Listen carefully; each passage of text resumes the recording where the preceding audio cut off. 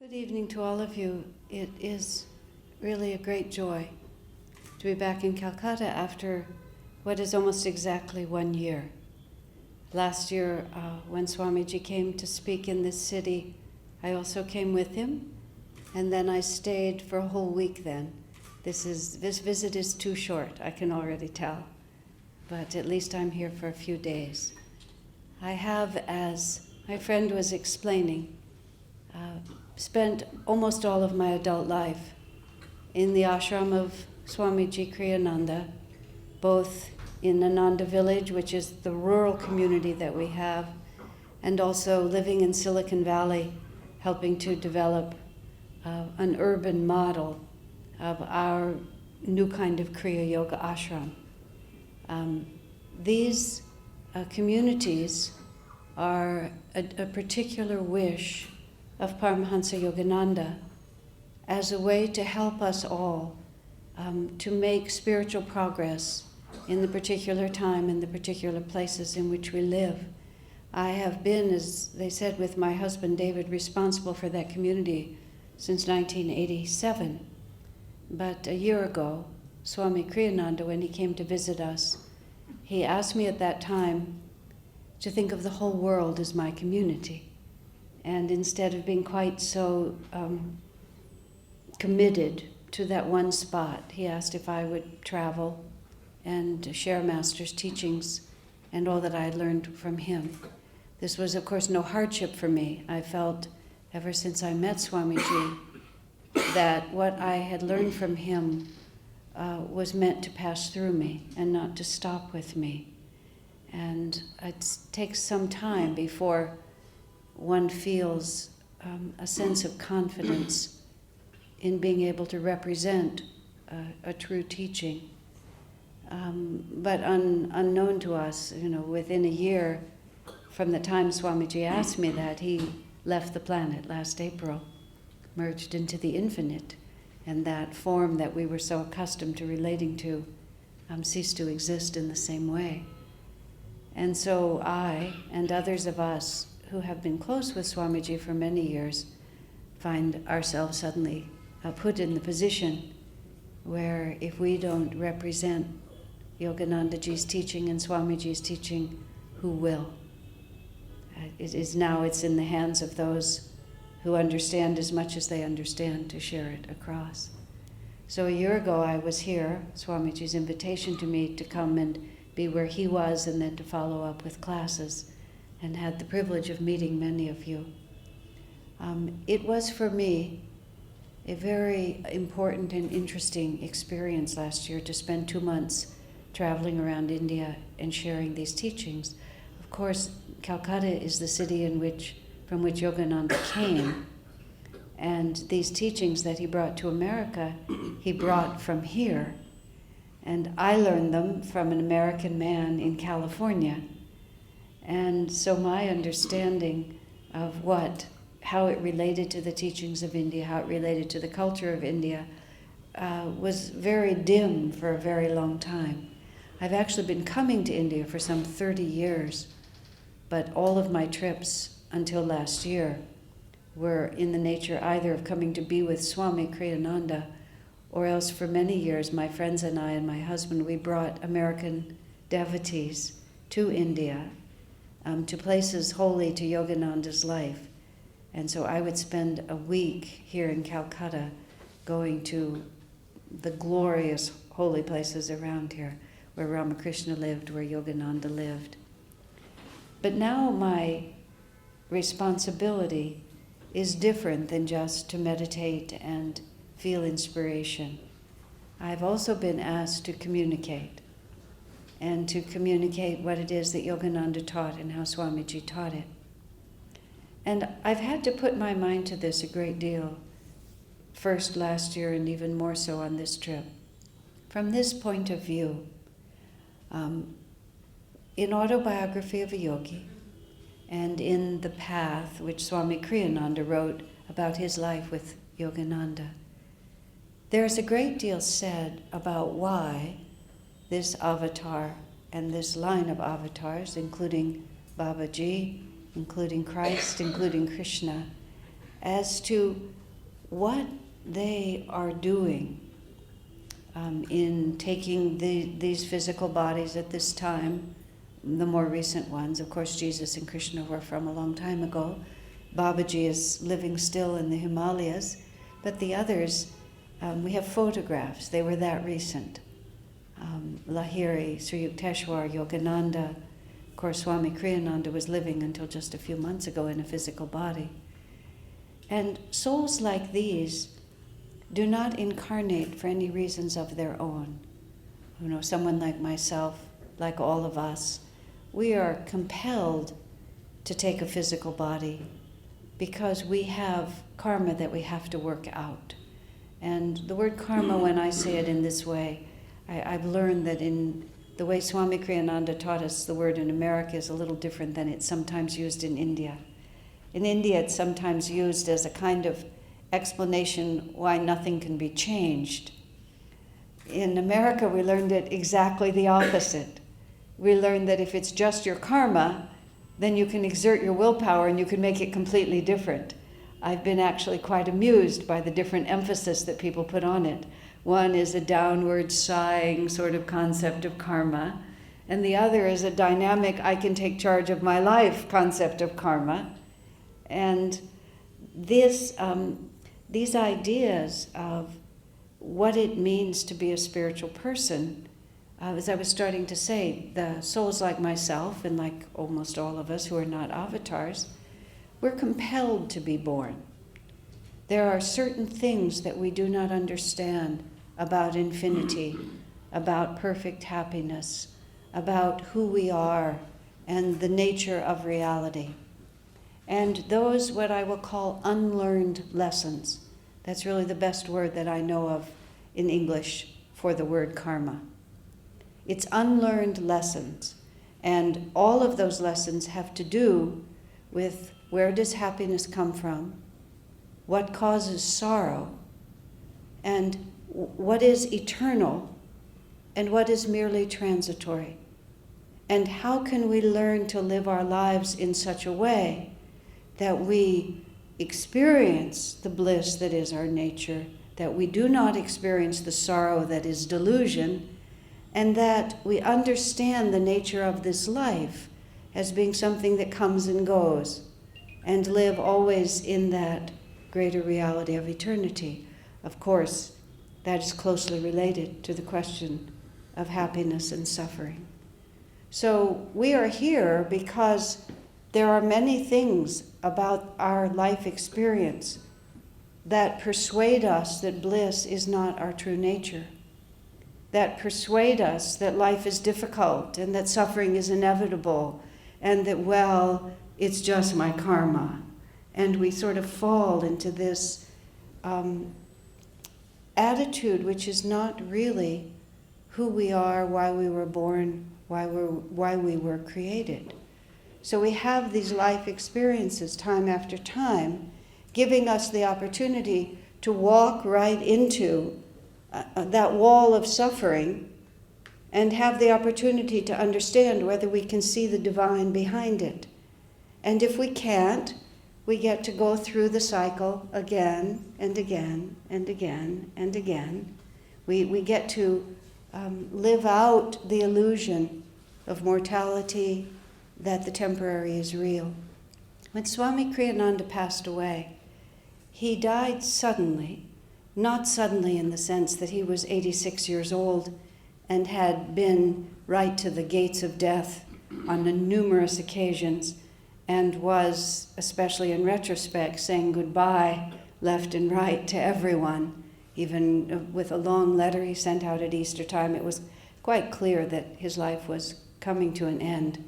But he actually died within 15 minutes. So there was no sort of long, lingering goodbye. I was in America, he died in Italy. I got a phone call at 11 o'clock at night. It was at 8 in the morning in Europe. And it said simply, Swamiji's having trouble breathing. And the person who called me was in America. I said, what does that mean? She said, I don't know, I just got a call. So I hung up the phone, and about 2 minutes later it rang again, and this time from Europe I was getting a call that said, the exact words were, Swamiji is free. He's free of his body. He's free of everything that held him. He's gone off. So there was very little time to adjust to it in that sense.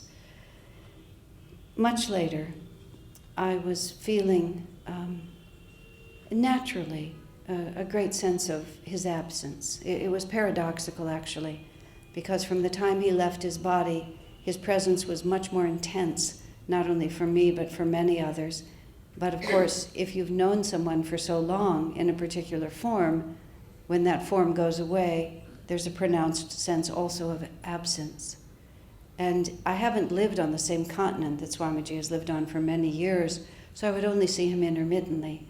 But he has been this sort of cycling bubble of joy that would just move into my world, and I would spend some time with him, and then he would move away, and I would move into his world periodically. So it hasn't even been long enough yet for me to fully cognize that it's not going to happen again. But I was not enjoying the way it felt to me. And I prayed when I was meditating to Swamiji. I said, I know this feels different to you than it feels to me. And I feel that I was given this picture of his reality. And he said many years ago, 40 years ago, he said to me once, that he had never identified with Swami Kriyananda, but he always felt that Swami Kriyananda was an event for which he was responsible. I always love that explanation and have often tried to think of myself that way. I am responsible. I have decisions I have to make. I cannot be careless because this is an event for which I am responsible. But that's entirely different. If you give a big party or a big exhibition or whatever it is, you're fully engaged, but you never make the mistake of thinking that this is who I am. So it's a very subtle and beautiful way of thinking about it. But of course, again, that face, that body, that personality was the window through which the infinite consciousness that I've always known him to be came to us.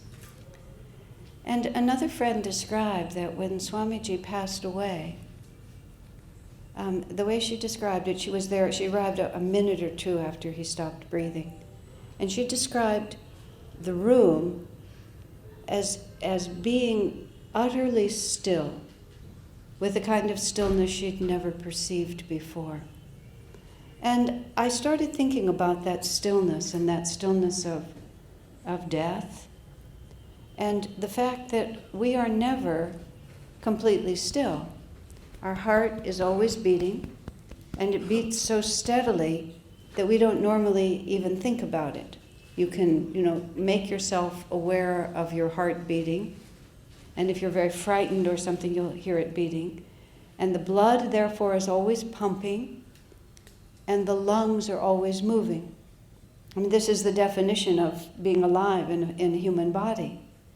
But in a real sense, it's always noisy and it's always in movement, isn't it? And great yogis who can go into extremely deep states of meditation can stop the breath and can even stop the heartbeat without actually leaving the body in death. Yoganandaji, when he was in America, he went back and forth across the country giving lectures. And he was a phenomenon in America. Thousands, literally, of people came to see him. He went to the major American cities. He filled the largest symphony halls and lecture halls in all of those cities. Well, it was the 1920s and 30s. He was only, I believe, the third Swami in modern times even to come to America. Ramatirtha had come before him. Swami Vivekananda had come before him. No, that's not true, because others of the Ramakrishna mission also came to America after Vivekananda. He was the first to settle in America and make his whole life there. But nonetheless, he was a phenomenon with his long hair and his orange robes and his Bengali accent and 1,000 other things. But he also did many seemingly miraculous things when he was there. He healed people during his public lectures, And he would do demonstrations of phenomenal strength and phenomenal control over his body. A common one would he would invite doctors in the audience, 2 doctors to come, and he would have one of them take the pulse on his right hand and one take the pulse on his left hand, and he would make them different. Or he would stop it on one side and keep it up on the other, and they would time it. I mean, it just like he made a mockery of what all of us think cannot be affected, just to show how powerful he was. And he did feats of strength and endurance and things like that. But except for great yogis, all of us, we live in the noise of our active physical body and don't even realize that it's noise. And so when Swami was passing away in those last moments, and I wasn't there, this was told to me by the people who were there, he first had a slight seizure, and then afterwards he began to have trouble breathing. And they moved him, he was in the dining room of his house, and they moved him a very short distance and stretched him out on the bed and encouraged him to breathe. He'd been close to death many times and had always chosen not to go. So they were, the people who took care of him were responding to him in the way he had always wanted them to respond.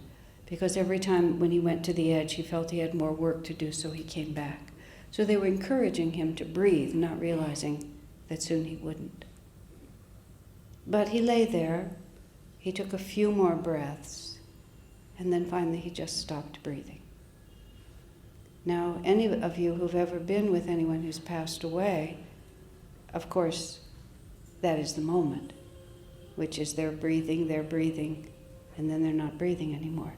Just exactly the same way as when a child is born, you wait for that child to take the first breath, because no matter how perfect the baby may look, until that baby breathes, he or she has not really committed to the incarnation. Yoganandaji says the reason the baby cries is because the baby realizes it has committed to the incarnation, and it realizes it's not in the astral world, it's in the physical world, and it's going to have to run the cycle again. It is said that the number of breaths we have is predetermined, which is another way of saying that our hour of death is determined at the hour of our birth. It's interesting because people who are very stressed and then often die earlier often breathe more in less time because stress makes your breath anxious. People who are very calm and very peaceful, it takes them more time in the calendar to use up the same number of breaths. But in any case, Swamiji simply stopped breathing. And when he stopped breathing, his heart stopped. And that common definition of life was suddenly done. Now, for us on this side, of course, that was a huge transition.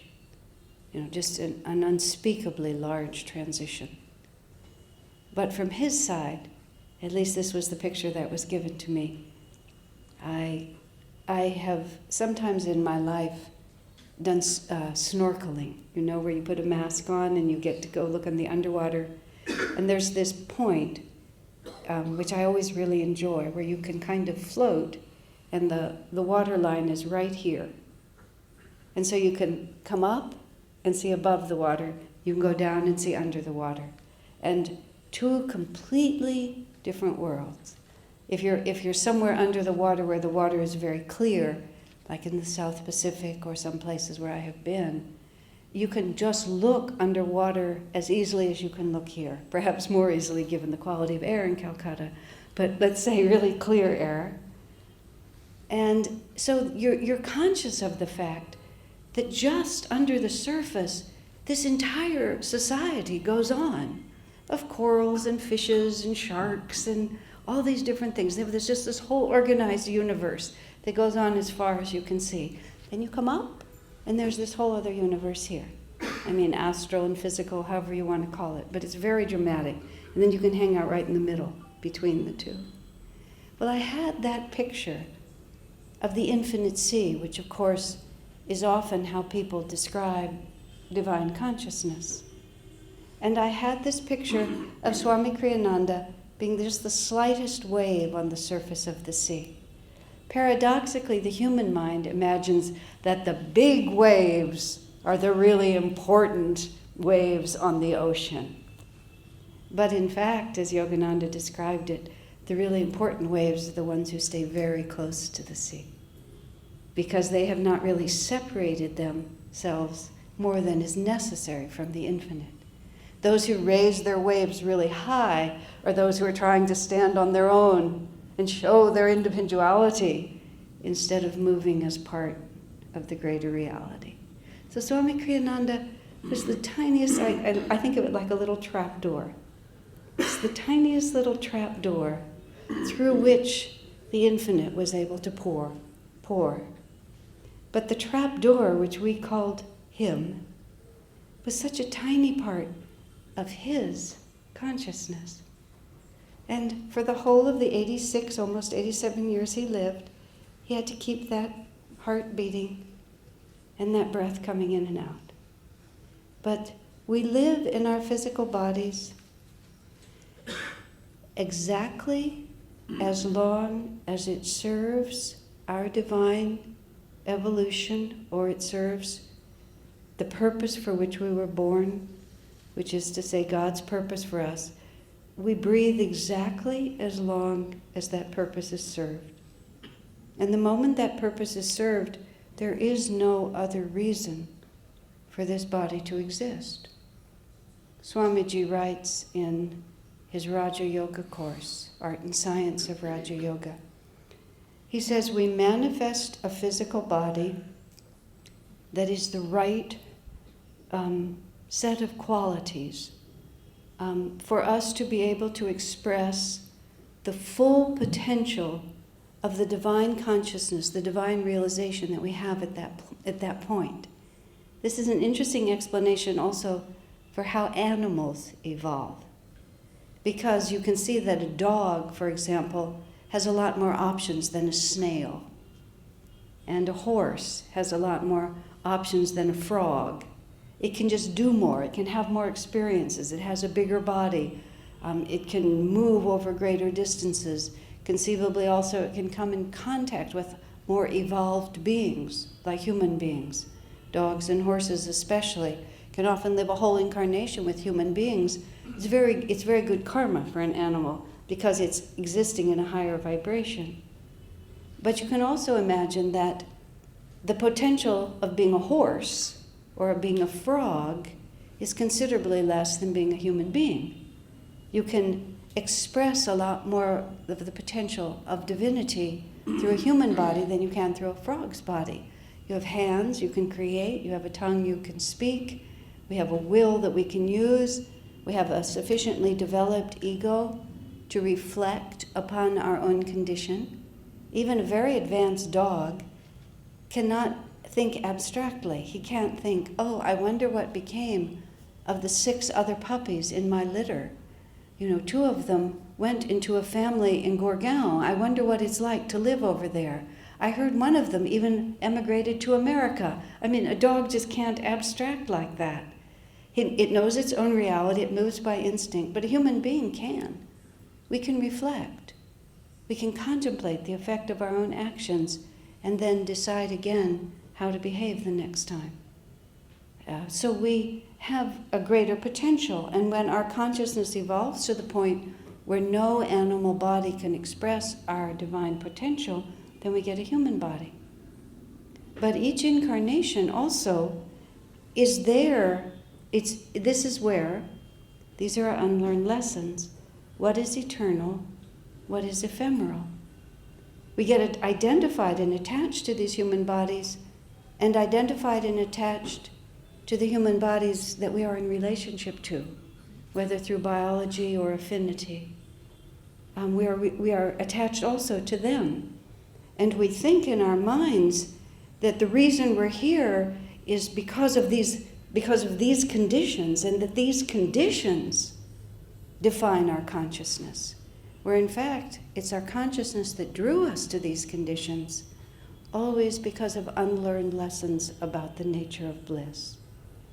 And so often very difficult and unusual things happen to us, especially around death, because as soon as we're finished, we're finished. And no power on earth, certainly, can hold us here. So when Swami Kriyananda's last breath literally arrived, because his identification with that body had been broken long ago, he was sympathetic for us. And some of those who were with him believed that he breathed a few more times just for the sake of those who were in the room and those who, just to give us a moment to get used to it. But for him, the change was so little from this to this. As a yogi, perhaps he had moved in and out of that state many times before, into that absolute stillness. That's what deep meditation, that's what breathlessness is that even the interference of that stops. And so he just let it go, just as lightly and as easily as I could take off this scarf. Just imagine that. I just take this scarf off. I'm not wearing it anymore. It means so little. You can see that I've taken it off. It's changed me ever so slightly, right? But no part of me holds this with anything more than the lightest touch. Now just imagine holding everything that we call ourselves so lightly. And that was the freedom of Swami Kriyananda, really from the beginning of this incarnation. He himself describes his own childhood as just being more in the astral world than here, and this, as he put it, just extraordinary joy that defined him, that had nothing to do with anything that was going on around him. Now, for us, however, our lives are lived so much on the surface of the sea, and it's not only our own wave being moved by forces that we don't even know where they're coming from, but it's all of the interaction we have with all the other waves. Swamiji wrote in his book, The Path, it's a very interesting statement. He's talking about Yoganandaji and his role in the evolution of individual consciousness, his role as a guru, his responsibility for his disciples, and how that responsibility rolls on for generations and centuries as the power of the master himself rises through the process of his own self-realization.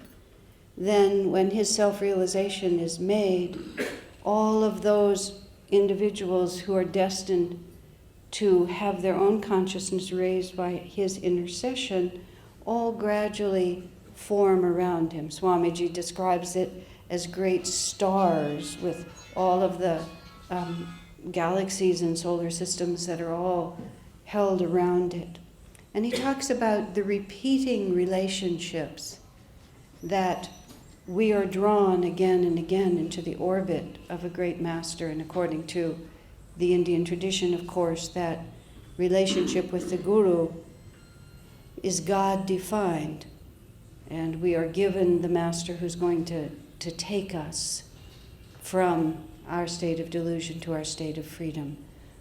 This whole idea of a guru and how the guru serves was taught to us by Swami Kriyananda with a little more exact nuance than is sometimes the word is sometimes used here. But the way Swamiji talked about it and taught us is this unique relationship that gradually builds over many millennia, where we return again and again to the same spiritual family. And Swamiji talks about, as we return again and again to the same spiritual family, this quality of relationships and this recognition. There's a recognition that begins to take place, that we recognize not only the master, but we also recognize each other. Or if we don't want to make it that personal, we recognize a certain vibration, which because of our own spiritual practice and our own attunement, has become our own vibration. And people have this experience more or less dramatically. When Swami Kriyananda was 22, he was profoundly and deeply looking for truth, but he didn't know where to find it. It was 1948 in America, and there was very little, very, very little of Sanatan Dharma that was known at that time in that place. But he was drawn, in fact, he was compelled, as he described it, to go and buy Autobiography of a Yogi. And when he saw Master's picture on the cover, instantly he knew him. He couldn't have put words on it until he read the book, and then of course the word guru was the obvious word. But he knew this man, and even more deeply, and in many ways even more touchingly, he trusted him. He trusted that this man was going to take him where he wanted to go. And Swamiji describes in The Path how he found Autobiography of a Yogi and how he was in New York City, and he just picked the book up off the shelf and had sort of instantly formed this relationship with the man's picture on the cover, and how he met some of his classmates who were all talking about the money they were going to make and the careers they were going to have and the houses they were going to buy and the cars they were going to drive. And Swami describes it in most exaggerated terms that the more his acquaintances were talking about all their worldly ambitions, as Swamiji said, the more he clutched the book to his heart, sort of feeling that in this alien world, he and this man whose picture he had just discovered were allies. And that there was this reality out there that Swamiji had now separated himself from. And he read the book, went across the country, saw Yogananda for the first time, and the first words he said were, "I want to be your disciple." Now, we hear that story, and those of us who have any aspirations for spirituality, it's an extraordinary story, especially considering that at that point, September 12th, 1948, until he died on April 21st, 2013, he never wavered. I mean, not for a moment, he never wavered. It was a decision made in an instant, but it was the reason why he was born. And that was the power that went through him. And he devoted his life not only to following that power, but also to passing it along to the rest of us. Now we come to that simple thought, which is, what is it that Master was born to do? This is where I started a few minutes ago, that we are born for lessons of our own. We may have other duties also, but there's many things that we don't know. I myself came into spiritual life relatively young, and I have been fortunate enough also to hold to it.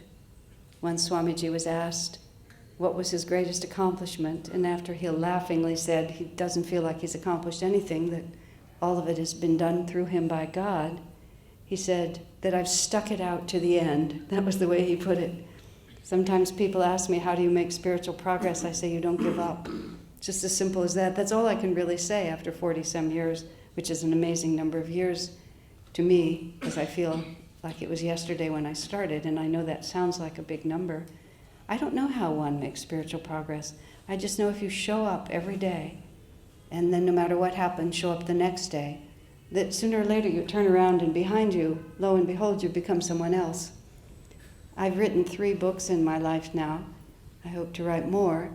The first one was much more difficult than the other 2 because I didn't know how a book was written. I just somehow had this idea that on Monday you didn't have a book and on Tuesday you did. And it was very confusing to me because I didn't have a book on Monday, and then on Tuesday I didn't have one either. So I thought maybe on Tuesday I wouldn't have it, and then on Wednesday I would.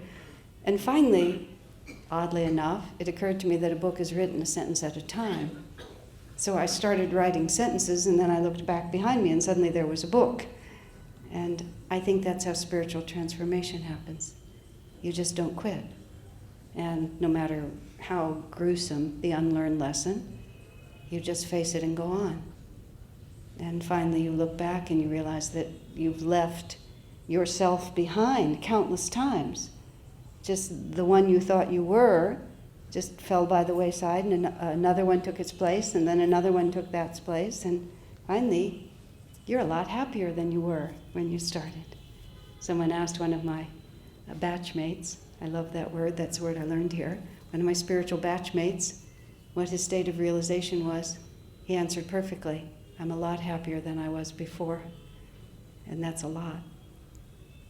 So what Yogananda came, the reason Yogananda came was very simple. He came because the world is in a place, and that means us. We're in a place where we are looking for a different kind of spirituality. Now, on one level, there's only one kind of spirituality, and that's Sanatana Dharma, that's joy, that's the divine that dwells within us, that is Satchidananda, that is the nature of the universe. This has been India's eternal responsibility on this planet, as long as there's been a planet here, I presume, which is this country has always been the custodian of this higher vibration of truth.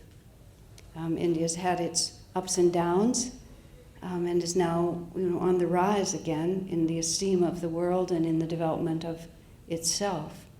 But nonetheless, through all those ups and downs, it has always been the custodian of this reality.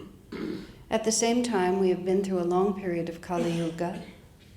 Swami Sri Yukteswar explains that through Kali Yuga there was an error in the calculation of the yugas, and that we have now entered into Dwapara Yuga, which is a rising age of higher consciousness. I understand that there's a strong difference of opinion about whether that's true, but nonetheless, we see that we are in a changing world, however we describe it. And during that time of relative darkness and a more materialistic attitude towards spirituality, many aberrations set in our understanding of Sanatana Dharma and how to live it, how to be in tune, how to uplift our own consciousness. And primarily what happened is gradually responsibility and understanding has moved farther and farther away from our own hands. One of my friends from India, I'll just quote him because I would have to take his word for it. He told me that Hinduism is one of the only religions in the world where you have to pay someone else to do it for you, which is how he put it, meaning the rituals, you have to hire a pujari to come in and do this and do that. We were very amused as Americans. He was our travel agent, and so we got to know him when we knew very little about India. And he bought a flat in Gurgaon he had the good karma to buy in Gurgaon when it was cheap. And he was one of the first to buy, and people thought he was crazy. Now he's laughing all the way to the bank, as they say. But after all this long time of finally buying his flat and paying it off, then he couldn't move in for 6 months because it wasn't auspicious.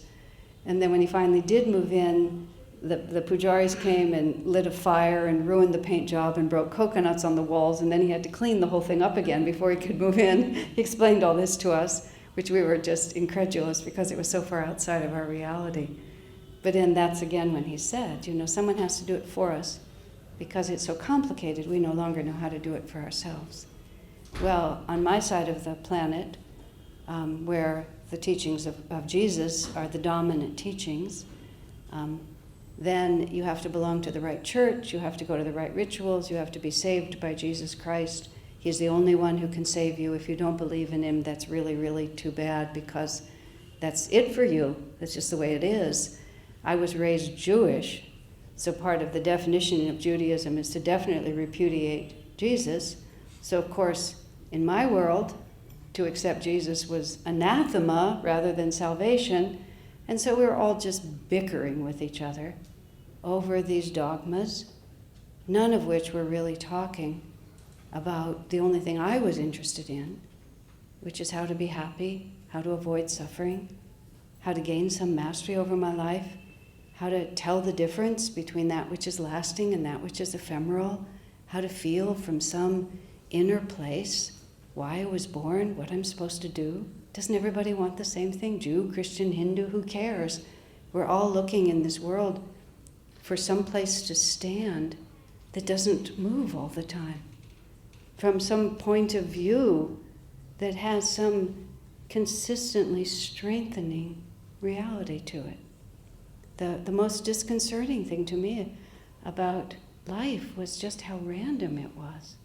I matriculated to a prestigious university, which is Stanford, in 1965 or 66, probably the fall of 65 is when I went there. And I was appalled, is the only word I can use, almost immediately by the fact that my professors were so random in their thinking. They were so willing to entertain any old theory at all. Especially, I took classes that were supposed to be about life, and I realized that they didn't have a clue. They had a much longer and more erudite collection of opinions than my high school teachers had had. But there was still this complete, they were guessing. That was the only word I could use. They were just guessing. I became terribly frightened, is actually the way to describe it. Although I was a very practical person. At one point I considered having a nervous breakdown. I thought that would be an option. I remember standing at the window looking outside thinking, this must be a past life memory, because I always have sympathy for people who have mental problems. It's like it's familiar ground to me. So I stood there at the window, thought about having a nervous breakdown. And then I could sort of picture my being taken to a psychiatric hospital, my spending a long time in the hospital, my gradually getting better. Then eventually they would bring me home, and eventually I'd be standing right at that window looking out again, except I'd be exhausted and a certain amount of time would have passed, but I would have accomplished nothing. But nonetheless, I was very frightened because I had an intuition that there was a thread. Of course, this is what happens when you grow up in the West. You know, that I had an intuition there was a thread.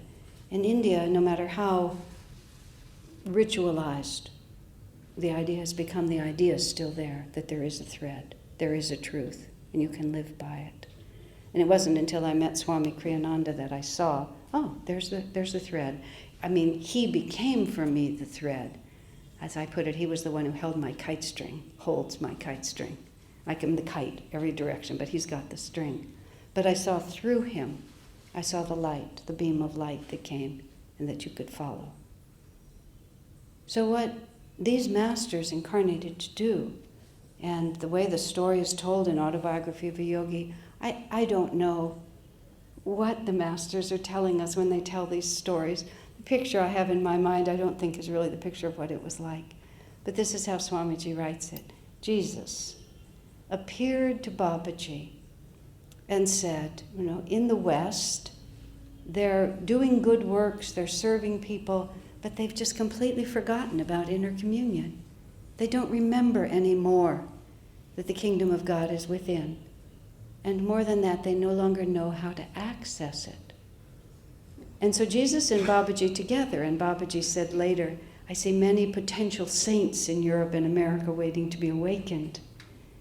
And simultaneously, Jesus and Babaji together, the way Swamiji describes it, Master describes it, is Babaji is responsible for the spirituality of the East, Babaji Krishna, and Christ for the West. And whereas the two realities have been separate all through Kali Yuga, now those two realities have to come together. And what those two realities represent is that India represents inner truth, and the West represents the ability to manipulate the material world. Now both are needed, because if you only have inner truth without the ability also to influence the material world, you have poverty and sickness and suffering that makes it very, very difficult to live by that inner truth. But if you only have the capacity to manipulate the material world, then you have enormous wealth. But what Mother Teresa of Calcutta said, far greater and worse poverty of the heart than she ever saw anywhere else in the world. That was her comment about America. They have so much more money, but they're so much more impoverished than any place I have ever seen. And I am inclined to agree. But what Babaji and Krishna agreed, Babaji and Jesus agreed, was that now is the time for these two streams to unite. And they would unite under the principle, the unifying thread, as Yogananda called it, of self-realization. And self-realization is the inner knowledge of who we are, why we were born, where happiness comes from, what causes suffering, what is eternal, what is ephemeral, and how can I live according to those principles. Because what's happened is it's become philosophy and dogma, philosophy and dogma. But philosophy and dogma won't change our hearts. As Master put it also, he said, ritual is not the opposite of delusion. The opposite of delusion is experience of a higher reality. And so Jesus and Babaji agreed that they would send a messenger, and that messenger would restore a balanced understanding. So Lahiri Mahashaya was born and became a disciple of Babaji. And Sri Yukteswar was born and became a disciple of Lahiri. And Paramahansa Yogananda was born and became a disciple of Sri Yukteswar. These are all the stories that are told in Autobiography of a Yogi. And when the time came that Yogananda himself was, here he is born and raised in India, trained in the most traditional way by a divine guru, brought to a state of divine realization in the lila of his incarnation, and then called to the West. And in Autobiography of a Yogi, they tell it in the most charming way. He's sitting in a storeroom meditating. Thousands of faces go across his view. And he tells it like this. These must be Americans, he says like this. And then he suddenly feels called to come to America. In the last days of his life, of Yogananda's life, Swami Kriyananda said to him, have you seen all the people? Have you met all the people that you saw in that vision? And Yogananda answered, almost all. I'm just waiting for one or two more. And in fact, in the last days of his life, two more came. Imagine that. I mean, now step back for a moment and think what that means about the way this world is really structured. He's sitting in a storeroom in the school that he started. The vision comes to him. He leaves everything behind, comes to America, initiates, trains, travels all over the country. Swami and Kriyananda says, have you seen them all? One or two are missing. How divinely connected everything is. And the message that Yogananda brought, Swami Kriyananda asked him, Yogananda said he was the church of all religions. But when he was challenged in Los Angeles, someone said to him, but in fact, you teach from the New Testament primarily, a little from the Old Testament, but from the Bible and from the Bhagavad Gita. That's just two. And when he was challenged, why don't you teach from all of them? And Yogananda just answered like any disciple would say, this is what Babaji asked me to do. And Swami has explained that in understanding the unity between the Gita and the Bible, the threads are there that can be drawn into any other. And Swami has written commentaries on a number of other scriptures because you can understand it all from that source. But it's also because of this East-West coming together. But when Swamiji asked Yogananda, is this a new religion? His response was, it's a new expression. And when I was living as a 20-year-old, 20-something, in this very rural, very rustic community that we had at that time in California, in the hills of California. For those of you who visited the Pune community, it was as it is now. As our community is outside of Pune, it was a little below that. And we lived very isolated. There were no cell phones, there was no internet, there were no computers, and we didn't have telephones. We didn't even have landlines. We didn't have electricity. We never watched radio or television, even though we didn't have electricity to have it. We lived completely in our own bubble. And Swami Kriyananda had been more recently in India and was still living in a more Indian style. He would wear orange dhoti and his rudraksha beads often, and he had his hair very long. And we dressed in Indian clothes and wore saris for special occasions. And I was sort of living this kind of fantasy of what India must be like. I didn't see India for many years, but I I just had these pictures in my heart, primarily, walking on these little dusty paths through the country there. And it wasn't until I came to India and I saw Hinduism, and I went to the temples and did all the things that you do, because I was on a pilgrimage and we went to all these places. On one hand, I gained great respect for it. I'll tell you just a funny story, just in between. We were in Varanasi. It was one of our very early trips, and we had a very specific idea of where we wanted to go, but sometimes our guides, our local guides, had a different idea of where they wanted us to go, because they felt they knew what was more better. So they took us to a very old Durga temple in the city of Varanasi. And it's often called the monkey temple for the obvious reason that there are a lot of monkeys there. And I was having one of those days that you have in India sometimes, where you really want India to be a lot more like America. You just get annoyed with everything, pretty much everything.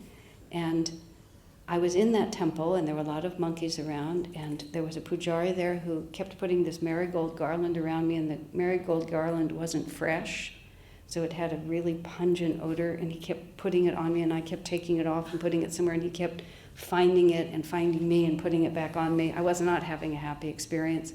I didn't want to be there at all. We'd been kidnapped by our guide to be there.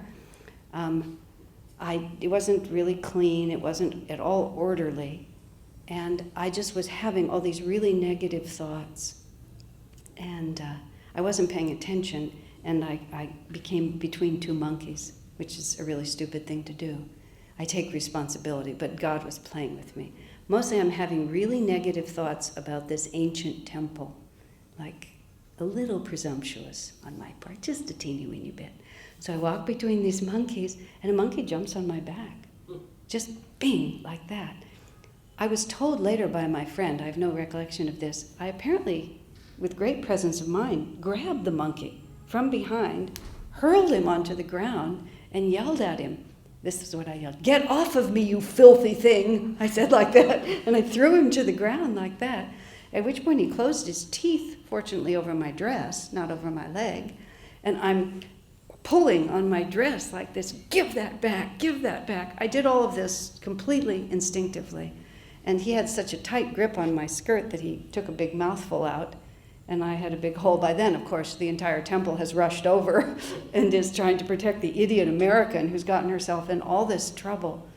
Instantly, I could feel inside my heart, you criticize these ancient temples at your peril. It was almost, I looked over at the statue of Durga, and it was almost like she's just looking at me like this, like that. Never again. It was just like instant karma. Like you send out these negative thoughts, you don't understand what's going on here at all. And when I went home, I went to the store, and I found this big decal of a monkey like that, and I sewed it onto my skirt. I wore that skirt to India every year for many years. Every time I'd wear it, anytime the slightest criticism would come into my mind, I'd look at that big monkey and remember, be careful. You don't really know. There's power here that you don't know. Now, still, when I came to India and saw all of that, I realized that this is a new expression. This is not just business as usual, that this is a change in our understanding.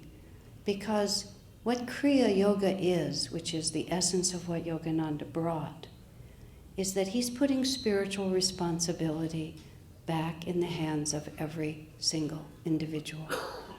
There's no priestly intercession, there's no rituals, you don't have to hire a pujari to do it for you. On the American side, you don't have to start with any set of dogmas, you don't have to be part of any particular church. You just have to make the decision within yourself that I want to be in command of my own breath, of my own heartbeat, of my own destiny. I want to decide, who I'm going to be. And I don't just mean in the eyes of the world, but who I am going to be inside of myself, in the vibration that defines me far more than the scarf I'm wearing, or the body I'm wearing, or the country in which I was born, or any of those things. Who we are is our perception of reality. And our perception of reality is a question of our own inner experience. And our perception of reality shifts by the deliberate application of willpower, by the conscious use of the divine techniques, by cooperating with the way consciousness flows in the body. Just the last few days, I hope I can say this right, Tiruvannamalai, did I say that correctly? Where Ramana Maharshi's ashram is between Bangalore and Chennai. Ramana Maharshi, I'm sure most of you know, great yogi. At the age of 16, he decided that eternity was the point, not the rest of the world that he was living in. And he walked away from home, and he never went back. And he spent the next 50, 60 years mostly meditating in an underground room under the local temple. And then he went to Arunachala mountain, with the embodiment of Shiva. And he lived in 2 different caves and then an ashram on the floor there, at the ground level there. He was silent much of the time. He renounced everything but his loincloth. He made no effort to take care of himself. Devotees discovered him and everything happened around him. I was there for 2.5 days. I meditated in the caves where he lived. He'd been a great inspiration of mine before I met Swami Kriyananda. In the 3 or 4 years when I was looking for my own home, but I was searching through many other sources, and I preferred the austere.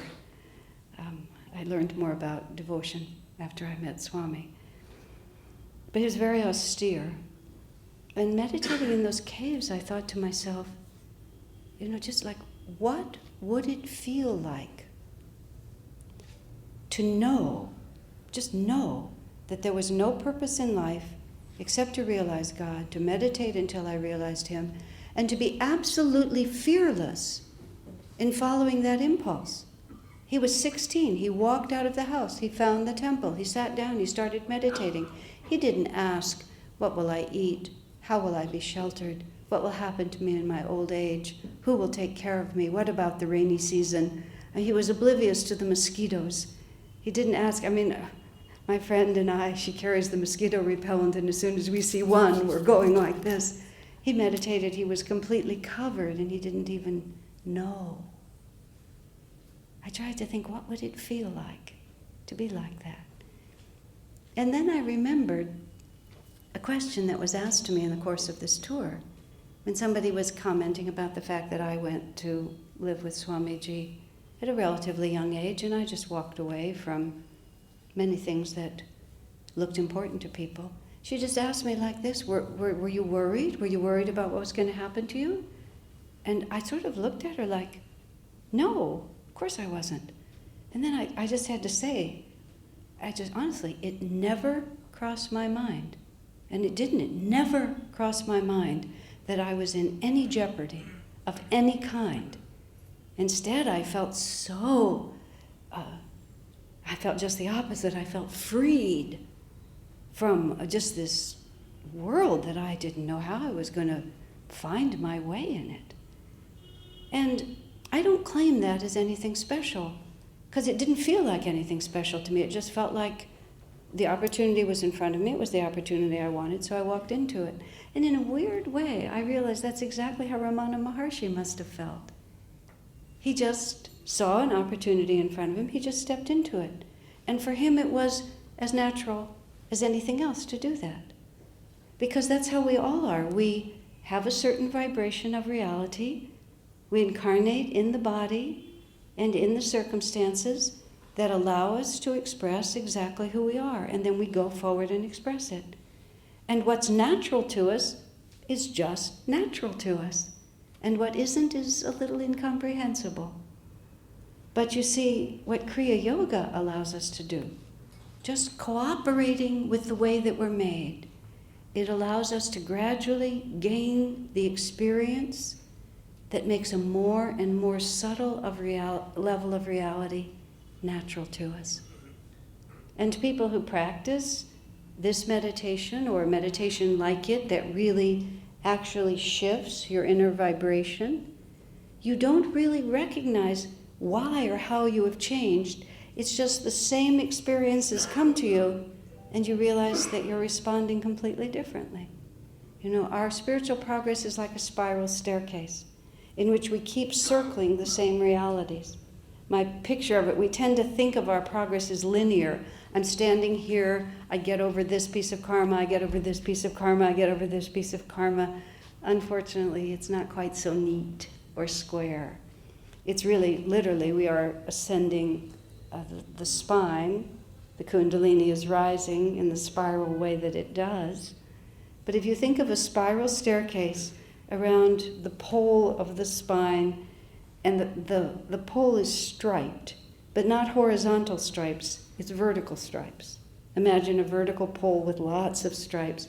Now imagine that the stripes, some of them are very uneven. They're not just straight lines, but the lines are all wiggly, like this.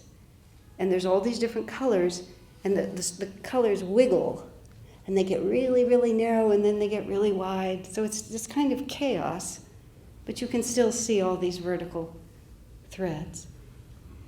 Then you're walking up, you're going up the spiral staircase like this, and you're circling constantly around in the same direction.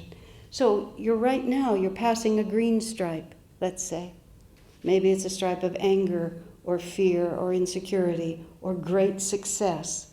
And you walk along and you think, this is who I am. And then you get to the edge of that stripe and another color starts. Maybe it's the opposite of the one you were just in. Maybe it's a better thing. And you think, this is who I am. But maybe that color is really, really narrow. And so, bip, you're out of that. And then you think, now, I'm finally finished with that karma. Then you come back around, and what do you know? You're walking right next to the same stripe again.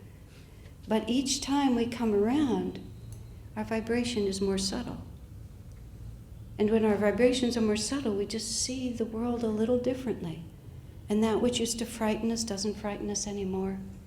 That which we used to cling to as necessary for our security, we just don't feel that it is anymore. Maybe hard experiences have happened to us. Maybe we've lost something that we really thought we had to have. Maybe our definition of love has changed, who knows? And many incarnations. You know, no model is complete. This is something we do over many incarnations. And what Kriya does is allows you to know how to walk, where to walk, what to feel, what to think about each one of these changes. And above all, it takes our energy away from just rolling out and not knowing where it's going and why. After I met Swami Kriyananda, learned about self-realization in this form, about the practice of Kriya Yoga, I felt like suddenly,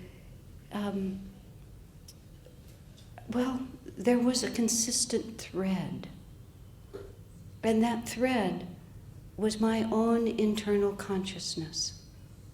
And that I could have mastery over that consciousness. Now think about that. Just think about what kind of a promise that is. You know, if we really know that that's a possibility, isn't that worth everything? I was talking to a young friend of mine who's very ambitious, has many worldly desires. It's his karma, that's who he is at this point. But he was a little afraid of what I represent, because he felt it would contradict his worldliness. And in a way it does, but not really. But I asked him once, I said, what's the greatest obstacle to the achievement of your ambitions? He's an intelligent man. He thought about it for a moment. He said, myself. Yeah, that's exactly right. Inability to concentrate, fear of failure, dissipated energy, anxious responses, unable to hold your own emotions, even if your desires are entirely worldly. If we can gain mastery over our own consciousness. And this is what Yogananda did. He took from India just the essence of Sanatana Dharma. And he took from the Bible what Jesus really taught.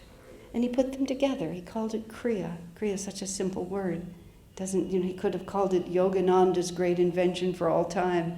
But that wasn't what he wanted. He wanted us to understand this is a deliberate action, and that's all. And yes, it's a way to meditate, which you can learn, and that's the heart and soul of it. But it's also a whole way of coming at life, a whole understanding of who we are and why we were born. Swami Kriyananda, toward the end of his life, was on the radio, a radio interview. He had many, of course. And the woman said, at your age, are you a happy man?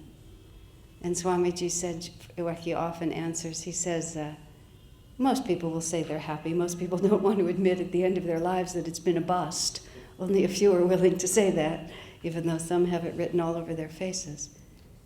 He said, it's the nature of a happy man to want to make everyone in the world as happy as he is. He said, that's real happiness. To understand that what you have is what everyone is looking for. And he said, only the saints have that kind of happiness. Only those who have devoted their lives to the path of self-realization realize that what they have is what everyone wants. Swamiji told a story often at the end of his life because it was so meaningful to him. He'd had a dream. He was in Florence, as it happened in Florence, Italy. And he said he just dreamt all these different people in the world, just all of them, criminals and holy people and ordinary materialistic people and aspiring yogis, just every possible variation on the theme of human consciousness. And in the dream, he could sort of see underneath it, no matter what people thought they were doing, every one of them was trying to avoid suffering and find happiness. And happiness to joy, to bliss, it ascends that way. And he said, in that moment, he realized, how can you not love everyone? How can you not love everyone? Everyone has exactly the same desire in their hearts. Everyone is just the same. And Swamiji later put that in such a beautiful way. He said, even when he sees the most intense suffering, and of course, God knows this world presents a lot of it. There's just no way around it. It just presents a tremendous amount of suffering. He said even when he sees the most intense suffering, his sense of eternity was so close in his consciousness that even when he would see someone caught in an incarnation of trouble, he could always see where it was going. He wasn't caught by time. Most of us are caught by time, and we don't realize that the future and the past are all here. But Swamiji wasn't. He would see the suffering in the moment, and he would also see, as he put it, how much greater would be the joy when that suffering finally resolved in the learning of the unlearned lesson and the reunion with the divine. So sorrow itself increased his sense of bliss. Now, that's freedom.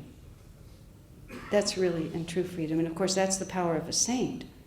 Many of you had the opportunity to have darshan from Swamiji, to see him here or in other places.